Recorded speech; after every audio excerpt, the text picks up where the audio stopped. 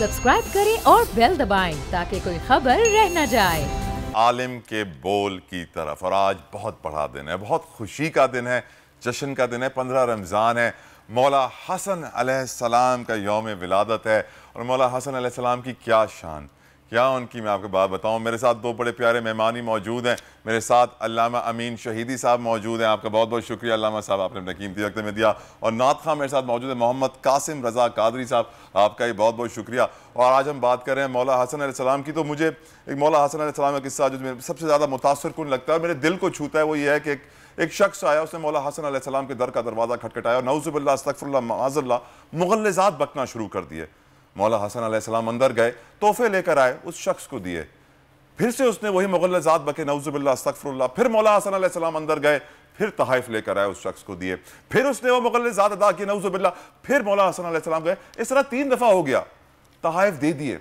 और फिर वो शख्स गवाही देता है कि मैं गवाही देता हूँ कि ये है आले रसूल सल्लल्लाहु तआला अलैहि वसल्लम, क्योंकि ऐसा इखलाक, ऐसा सब्र किसी और में हो नहीं सकता। और अगर मेरे भाइयों बहनों बड़ों बुजुर्गों आपको जन्नत की ख्वाहिश है, अगर आपकी भी दिल में यही ख्वाहिश है कि मैं जन्नत जाऊं, तो याद रखिए शबाबुल जन्ना के घर की नौकरी अगर नहीं की, गुलामी अगर नहीं की, तो जन्नत हासिल करना बहुत मुश्किल है। अल्लामा अमीन शहीदी साहब, बहुत बड़ा दिन है, जश्न का दिन है, आपको बहुत बहुत मुबारक हो यौम विलादत मौला हसन अलैहिस्सलाम का। आज उनकी शान में, उनके हुस्न अखलाक के बारे में, उनकी ज़िंदगी के बारे में बताएं। आपने अपनी इंट्रो में बड़ी ज़बरदस्त बात की। मैं बिस्मिल्लाह से शुरू करता हूँ। बिस्मिल्लाहिर्रहमानिर्रहीम। सबसे पहले तो आपको और आपके तमाम नाजरीन को आज के दिन की मुबारकबाद है। बहुत शुक्रिया। देखिए, आपने ख़ुद अपनी इंट्रो में ये बात कही कि जब आप जन्नत की बात करते हैं ना, तो जन्नत आपके जहन में, मेरे जहन में एक बाग है जहाँ पर हर तरह की नेमत है। लेकिन अगर वो बाग एक तरफ हो और नबी का घराना दूसरी तरफ, तो आप किसका इंतखाब करेंगे? नबी के हमारी जन्नत खुद ये घराना है। ये घराना, अगर ये घराना मिल जाए तो वो जन्नत भी है, अगर ये घराना न मिले तो सारी जन्नतें कोई हैसियत नहीं रखती। कोई हैसियत नहीं। चूँकि ये घराना ऐसा घराना है, ये घराना करम का घराना है, ये घराना अल्लाह की रहमतों के नुज़ूल का घराना है। अल्लाह की ये जो आप 99 सिफ़ात बयान करते हैं ना, जिनको बड़े तरन्नुम से हम पढ़ते हैं, उनका अगर ज़मीन पर कोई मज़हर है तो वो ये घराना है। अल्हम्दुलिल्लाह। इस घर ने अल्लाह की सिफ़ात को अपने अमल से साबित किया है कि हम उस अल्लाह की तरफ से हैं। कुरान करीम में सूरह नूर की 36वीं 37वीं आयत है, ज़रा पढ़िए। फ़ी बुयूतिन अज़िनल्लाहु अन तुरफ़ा व युज़कर फ़ीहा इस्मुहु। कुछ घर ऐसे, ये आयत नाजिल हुई, कुछ घर ऐसे हैं जिनको अल्लाह ने इजाज़त दी है और उनका मकाम बुलंद किया है। तुरफ़ा, उनके मकाम को बहुत बुलंद किया है। जहाँ पर अल्लाह का जिक्र होता है, अल्लाह की याद होती है, हमेशा अल्लाह का ही तज़किरा होता है। जब ये आयत नाजिल हुई तो रसूल करीम ने बयान कर दी। साहबे कराम ने पूछा कि या रसूलल्लाह, ये कौन से घर हैं? फ़ी बुयूतिन, बुयूत बैत की जमा है, ये कौन से बहुत सारे घर हैं? फरमाया ये अनबिया के घर हैं। जब फरमाया ये अनबिया के घर हैं, तो अब रिवायत नकल की है इमाम जलालुद्दीन सुयूती ने। ठीक। वो कहते हैं कि हज़रत अबू बकर खड़े हुए, हाथ का इशारा किया और पूछा कि क्या ये घर भी उन घरों में से है? साहबा ने देखा घर का इशारा था हज़रत फातिमा और हज़रत अली के घर की तरफ, उंगली का इशारा उस तरफ था। अल्लाहु अकबर। जब ये देखा, नबी करीम ने 2 जुमले कहे। पहले फरमाया हाँ, वो ये घर भी उन घरों में है, अल्हम्दुलिल्लाह। और उसके बाद अगला जुमला इससे बहुत बड़ा जुमला था। फरमाया कि बल्कि ये घर उन तमाम घरों से अफजल है। सुभान अल्लाह। अब जरा, ये इमाम जलालुद्दीन सुयूती ने रिवायत नकल की है सहाबा कराम से। इसका मतलब क्या है? कोई भी घर अपनी लकड़ी की वजह से, ईंट की वजह से, गारे की वजह से, ज़मीन की वजह से, छत की वजह से अफजल नहीं होता। घर की फजीलत का बाइस उस घर के मकीन होते हैं। घर घर वालों से है, दीवारों से नहीं। बिल्कुल दीवारों से नहीं है। अब जब आप कहते हैं, फरमाते हैं कि ये घर उन तमाम अनबिया के घरों से अफजल है, तो उसमें आप बता रहे हैं कि इस घर के मकीन कितने अफजल हैं। सुभान अल्लाह। जिस घर के मकीन इतने आला, अरफा, अफजल हों, वहाँ से आपको सिर्फ और सिर्फ नूर मिल सकता है, तारीकी नहीं। वहाँ से आपको सिर्फ हिदायत मिल सकती है, गुमराही नहीं। वहाँ से आपको सिर्फ عدل مل سکتا ہے، ظلم نہیں۔ وہاں سے آپ کو صرف اور صرف اللہ کی رحمتیں اور برکتیں مل سکتی ہیں، کوئی مصیبت اور مشکل نہیں مل سکتی۔ لیکن یہ بھی ایک حقیقت ہے کہ امام حسن مجتبیٰ اس گھر کی پہلی خوشی ہے، الحمدللہ، اس گھر کی پہلی خوشی۔ جب اس گھر کے حوالے سے مشرکین مکہ اس امید میں بیٹھے ہوئے تھے کہ نبی کریم کے جتنے بھی فرزند آئے سارے چلے گئے، کوئی بیٹا بچا نہیں، تو اب نبی کریم کی موت کا انتظار کرو ان کے بقول کہ وہ اگر دنیا سے گزر جائیں تو پھر سب کچھ ختم ہو گیا، پھر اسلام کی کوئی بات ہوگی ہی نہیں۔ اس لیے کہ یہ ان کے بقول، مشرکین مکہ کے بقول، یہ ابتر ہیں۔ ابتر یعنی دم بریدہ، جس کی آگے نسل ہے ہی نہیں۔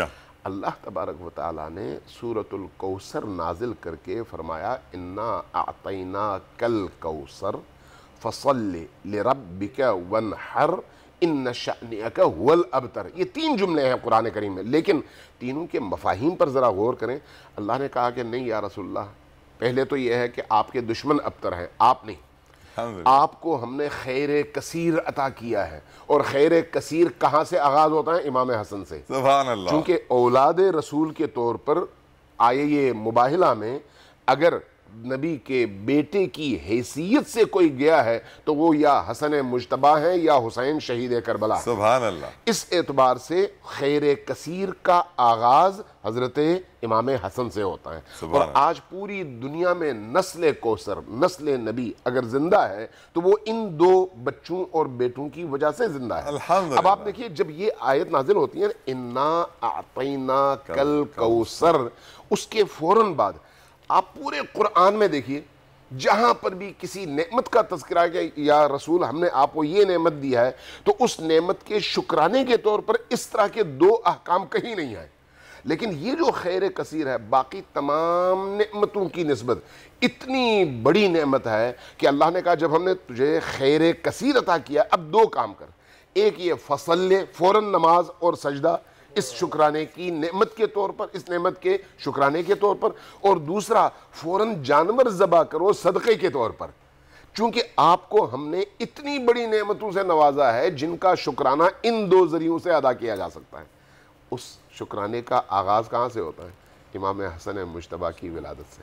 سبحان اللہ۔ یہ دن اس ہستی کی آمد کا دن ہے۔ ماشاءاللہ۔ امین صاحب یقیناً ایک کالر ہے ہمارے ساتھ، خالق صاحب۔ خالق صاحب جلدی بات کیجیے گا، سب سوال پوچھیے اپنا۔ جی السلام علیکم۔ وعلیکم السلام۔ جی سر طلحہ بھائی، میں یہ کہنا چاہ رہا تھا کہ آپ کو میں نے تھوڑا ڈسٹرب بھی کیا کہ آپ کے دین کے معاملات چل رہے تھے، اور میں ایک عمران خان کے لیے آپ کی زبان سے ایک الفاظ کہلوانا چاہ رہا ہوں کہ جو اکیلے چلنا جانتے ہیں نا، قافلے انہی کے پیچھے ہوتے ہیں۔ بے شک، بہت بہت شکریہ خالق صاحب۔ یقیناً مولا علی کا قول ہے کہ جو میرے بتائے ہوئے حق کے راستے پہ چلیں گے وہ اکیلے پڑ جائیں گے۔ حق اور سچ بڑا مشکل ہے، لیکن میرے آقا نبی کریم محمد مصطفیٰ صلی اللہ علیہ وسلم نے یہ بھی فرمایا کہ ایک وقت آئے گا جب تم آدم کی ساری اولاد کو ایک طرف جاتے ہوئے دیکھو گے اور میرے علی کو ایک طرف جاتے ہوئے دیکھو گے۔ میں وصیت کرتا ہوں کہ میرے علی کے راستے پہ چلنا، میرا علی کسی کو کبھی بھی گمراہ نہیں کرے گا۔ اور آج چونکہ مولا حسن علیہ السلام کی بات ہو رہی ہے تو صلی اللہ علیہ وسلم نے یہ بھی فرمایا امین صاحب کہ ہر نبی کی اولاد اس کی پیٹھ میں ہوتی ہے، میری اولاد علی کی پیٹھ میں ہے۔ حسن و حسین وہ تھے کہ جو سجدے میں تھے، آقا اور ان کی کمر پہ آ جائے تو سجدہ طویل ہو جائے۔ حسن و حسین وہ تھے کہ جن کا جھولا جھلانے جبریل آتا تھا، جس گھر کی چکی چلانے کے لیے فرشتے آتے تھے، جن کو پیاس لگتی تھی تو آقا اپنی زبان ان کے منہ میں ڈالتے تھے۔ آج حسن کی یوم ولادت ہے اور یقیناً ان کی قربانیاں ہمیں ہمیشہ یاد رہتی ہیں، اور امین شہیدی صاحب بڑی قربانیاں ہیں اس گھر کی۔ میں چاہوں گا کہ آپ اس گھر کے حسن کے بارے میں، ان کے اخلاق کے بارے میں، زندگی کیسے گزارتے تھے، کھاتے کیا تھے، کس طرح انسان کی خدمت کرتے تھے، یہ بھی ہمیں بتائیں۔ دیکھیے یہ وہ گھر ہے جو باقی 1,23,999 انبیاء کے اندر جتنے بھی کمالات تھے، اللہ اکبر، جتنی بھی فضیلتیں تھیں، ان تمام فضیلتوں کو اگر آپ جمع کرتے ہیں تو اس گھر کے ایک کمرے میں بھر جاتا ہے۔ اللہ اکبر۔ باقی کمروں میں ان کی اپنی فضیلتیں ہیں۔ سبحان اللہ، سبحان اللہ۔ یعنی اس کا مطلب یہ ہے کہ وہ تمام فضیلتیں بھی اس گھر میں ہیں، اور ان فضیلتوں کے علاوہ بھی بہت ساری فضیلتیں ہیں جو اس گھر کے اندر ہیں۔ اللہ تبارک و تعالیٰ نے اس گھر کو پورے عالم میں تمام مخلوقات کے درمیان منتخب کیا ہے۔ اس گھر کی فضیلت باقی گھروں سے قابل موازنہ نہیں ہے، قابل مقایسہ نہیں ہے۔ امام احمد ابن حنبل کے حوالے سے انہوں نے فضائل الصحابہ میں یہ بات لکھی ہے، کہتے ہیں کہ میں اپنے والد سے ملا اور ان سے عرض کیا کہ یا رسول اللہ، اے میرے والد، آپ مجھے بتائیے کہ اللہ کے رسول کے جو اصحاب ہیں ان میں درجہ بندی کے اعتبار سے فضیلتوں کی ترتیب کیا بنتی ہے؟ تو آپ نے کہا فضائل الصحابہ میں کہ انہوں نے پہلے حضرت ابوبکر کا نام لیا، پھر حضرت عمر کا نام لیا، لیتے لیتے لیتے 16 صحابہ کے نام لیے۔ کہتے ہیں میں نے پوچھا کہ آپ نے اس درمیان میں نہ علی کا نام لیا، نہ حسن کا نام لیا، نہ حسین کا نام لیا، صحابہ کا نام لیا۔ کہا کہ بیٹا تم نے پوچھا کیا تھا؟ اللہ اکبر۔ میں نے صحابہ کا پوچھا تھا۔ کہا یہ اہل البیت ہیں، اہل البیت ہے۔ اور اس کے بعد ایک جملہ کہا جو تاریخی جملہ ہے، فرمایا اہل البیت وہ ہیں جو لا یقاس بہم احد، اس پوری کائنات میں ان کا کسی کے ساتھ کوئی مقابلہ بنتا ہی نہیں ہے۔ الحمدللہ۔ یہ اہل سنت نظریہ میں بیان کر رہا ہوں، اور شیعہ نظریہ بھی یہی ہے، یعنی دوسرے لفظوں میں اسلام کا نظریہ یہی ہے، اسلام کا نظریہ۔ تو اس اعتبار سے جب آپ اس گھرانے کی عظمتوں کو دیکھیں گے تو تمام جتنے بھی فضائل ہیں ان کا منبع اور ان کا چشمہ یہ گھر ہے۔ الحمدللہ، پورا گھرانہ نور کا ہے، پورا گھر، پورا گھرانہ۔ میں درخواست کروں گا محمد قاسم رضا قادری صاحب ہمارے ساتھ موجود ہیں اور وہ بھی اپنا نذرانہ عقیدت پیش کریں۔ بسم اللہ۔ مجھ پہ بھی چشم کرم اے میرے آقا کرنا، مجھ پہ بھی چشم کرم اے میرے آقا کرنا، حق تو میرا بھی ہے رحمت کا تقاضا کرنا، مجھ پہ بھی چشم کرم، مجھ پہ بھی چشم کرم اے میرے آقا کرنا، مجھ پہ بھی چشم کرم اے میرے آقا کرنا، حق تو میرا بھی ہے رحمت کا تقاضا کرنا، مجھ پہ بھی چشم کرم، تو کسی کو بھی اٹھاتا نہیں اپنے در سے، تو کسی کو سنیا، تو کسی کو بھی اٹھاتا نہیں اپنے در سے، کہ تیری شان کے شایع نہیں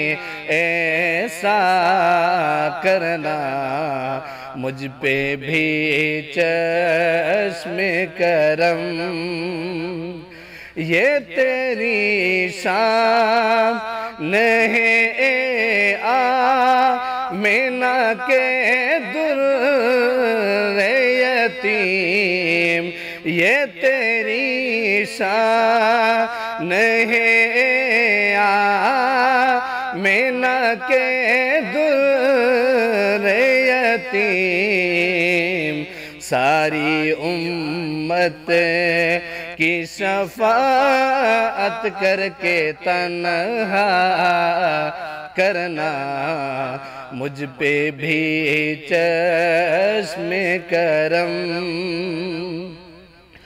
مجھ پہ محشر میں نصیرن کی نظر پڑ ہی گئی، مجھ پہ محشر، مجھ پہ محشر میں نصیرن کی نظر پڑ ہی گئی، کہنے والے اسے کہتے ہیں خدا کا کرنا، مجھ پہ بھی چشم کرم۔ بہت بہت شکریہ محمد قاسم رضا قادری صاحب۔ آقا نبی کریم محمد مصطفیٰ وجہ تخلیق کائنات رحمت للعالمین محمد مصطفیٰ صلی اللہ تعالیٰ علیہ وآلہ وسلم آپ کا یہ نذرانہ عقیدت قبول کریں۔ امین شاہدی صاحب آپ کا یہ بہت بہت شکریہ، ہم بڑے شکر گزار ہیں کہ آپ جیسے علماء کی رہنمائی میں ہم لوگ دین کو سمجھ رہے ہیں